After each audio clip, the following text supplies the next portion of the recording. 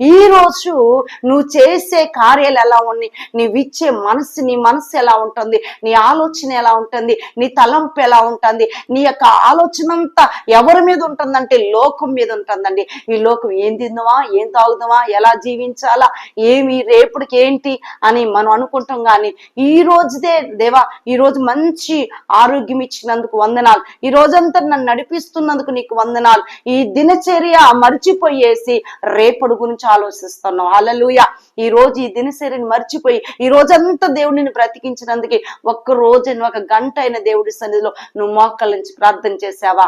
ఏ చేయొచ్చులే, అది ఎప్పుడు మనం తినే సమయంకి మోకాళ్ళు ఉంచుతాం. అప్పుడైనా చేస్తే చేస్తాం, లేకపోతే ఆమెనని పడుకుంటాం. అదేనా మన జీవితం?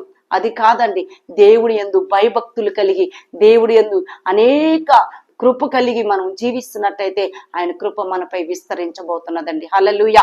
దేవుడికి స్తోత్రం.